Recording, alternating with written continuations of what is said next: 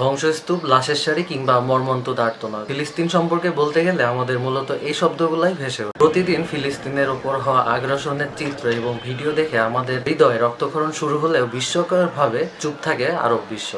সবচেয়ে ক্ষমতাশালী মুসলিম রাষ্ট্র সৌদি আরব কেন ফিলিস্তিনের সহায়তায় এগিয়ে আসছে না এবং অন্যান্য আরব দেশগুলা কেন পিছিয়ে আছে, এই সব কিছু নিয়েই আলোচনা করব আজকের ভিডিওতে। আমি চৌধুরী আদনান, আপনারা দেখুন। মধ্যপ্রাচ্যের ফিলিস্তিন নামের যে এলাকা, সেটি একসময় ছিল অটোমান সাম্রাজ্যের অধীন, কিন্তু প্রথম বিশ্বযুদ্ধে অটোমানদের পরাজয়ের পর ব্রিটেন ফিলিস্তিনের নিয়ন্ত্রণ নেয়। 1917 সালের নভেম্বর মাসে তুরস্কের সেনাদের হাত থেকে জেরুজালেম দখল করে ব্রিটেন। তখন ব্রিটিশ সরকার সিদ্ধান্ত নিয়েছিল ফিলিস্তিনের মাটিতে ইহুদিদের জন্য একটি আলাদা রাষ্ট্র গঠনের জন্য সহায়তা করবে। ব্রিটেনের তৎকালীন পররাষ্ট্রমন্ত্রী লর্ড আর্থার জেমস বেলফোর বিষয়টি জানিয়ে চিঠি লিখেছিলেন তৎকালীন ইহুদি আন্দোলনের নেতা ব্যারন রথচাইল্ডকে। এই চিঠিটি পরবর্তী সময়ে বেলফোর ডিক্লারেশন নামে স্বীকৃতি পায়। ব্রিটেন চেষ্টা করছিল ইহুদিদের পুনর্বাসন করে নতুন আরেকটি রাষ্ট্র গঠন করার, তবে তারা সেই চেষ্টায় খুব একটা সুবিধা করে উঠতে পারেননি, কারণ সে সময় ইউরোপে জার্মানির রাজত্ব শুরু করেন অ্যাডলফ, যিনি কিনা পরিচিতি পেয়েছিলেন ইহুদি বিরোধী একজন নেতা হিসেবে। হিটলার গঠন করেন তার বিখ্যাত এবং অপরদিকে কুখ্যাত নাৎসি বাহিনী। এই নাৎসি বাহিনীর দ্বারাই হিটলার প্রায় 6 মিলিয়ন ইহুদিকে হত্যা করেছিলেন বলে জানা যায়, এবং ইউরোপে সে সময় ইহুদিদেরকে নেতিবাচক দৃষ্টিতে দেখা হতো। তাই সে সময় খুব একটা সুবিধা করে উঠতে না পারা ব্রিটেন অপেক্ষা করতে থাকে তাদের সুযোগের। 1945 সালে দ্বিতীয় বিশ্বযুদ্ধে হিটলারের মৃত্যুর মধ্য দিয়ে ইউরোপে জার্মানির আধিপত্য শেষ হয় এবং এই সুযোগটাই কাজে লাগায় ব্রিটেন।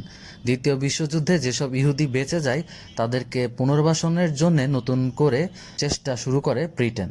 এর পরের বছর 1948 সালের 14 মে ফিলিস্তিন ছেড়ে চলে যায় ব্রিটেন। কি দিন তৎকালীন ইহুদি নেতারা ঘোষণা করেন সেদিন রাতেই ইহুদি রাষ্ট্রের জন্ম হবে। সেই রাতেই অর্থাৎ একদিন পরেই প্রতিষ্ঠা লাভ করে ইসরায়েল নামে নতুন একটি রাষ্ট্র।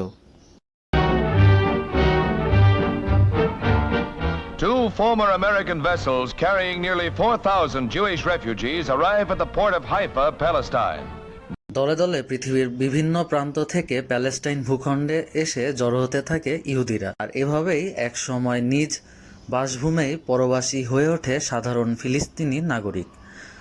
এর পরবর্তীতে ফিলিস্তিন সাধারণ নাগরিকদের জীবনে কী নেমে আসে তা তো আমরা সকলেই জানি।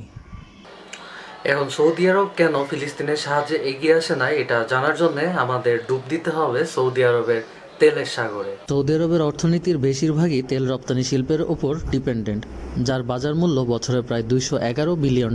চীন, জাপান, ইন্ডিয়া এবং দক্ষিণ কোরিয়া সহ আমেরিকা এবং ইউরোপীয় ইউনিয়ন এর বড় ক্রেতা। সৌদি আরব বছরে প্রায় $16 বিলিয়ন এর ক্রুড অয়েল আমেরিকাতে রপ্তানি করে। এছাড়াও সৌদি আরব বর্তমানে তাদের ট্যুরিজম সেক্টরে বিশাল পরিমাণ বিনিয়োগ শুরু করেছে।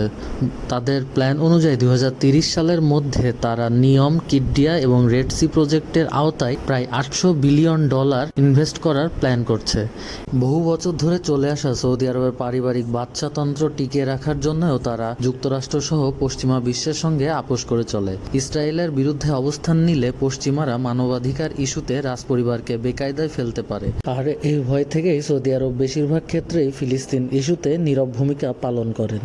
অন্যান্য আরব দেশগুলোর মধ্যে জর্ডান, সিরিয়া, মিশর, ইয়েমেন কিংবা লেবাননের অবস্থাও খুব একটা সুবিধার না, যাতে করে তারা শক্তিশালী ইসরায়েলের মোকাবেলা করতে পারে। সাদ্দাম হোসেনের সময়কালে ইরাক কিছুটা চেষ্টা করেছিল, তবে সাদ্দাম হোসেনের মৃত্যুর সাথে সেই প্রচেষ্টা পুরোপুরি ব্যর্থ হয়ে যায়। সাদ্দাম হোসেন কিভাবে ইসরায়েল আক্রমণ করেছিলেন সেই বিষয়ে আমাদের চ্যানেলে আরেকটি বিস্তারিত ভিডিও রয়েছে, তাই এই ভিডিওতে সেই বিষয়ে আর বিস্তারিত আলোচনা করছি না।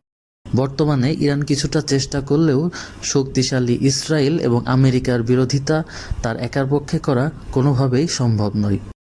তবে সবকিছুর ঊর্ধ্বেও এসব আরব নেতাদের বা আরব দেশগুলো নিজেদের মধ্যে সম্প্রীতি এবং ঐক্যের অভাবের কারণেই আজ ফিলিস্তিনের নাগরিকদের ওপরে যে নৃশংস নির্যাতন চলছে, এই সব কিছু দেখার পরেও চুপ করে রয়েছে আরব নেতারা। সো ভিউয়ার্স, এটাই ছিল মূলত আমাদের আজকের আয়োজন। ভিডিওটি যদি ভালো লেগে থাকে তাহলে অবশ্যই আমার চ্যানেলটি সাবস্ক্রাইব করবেন। ধন্যবাদ।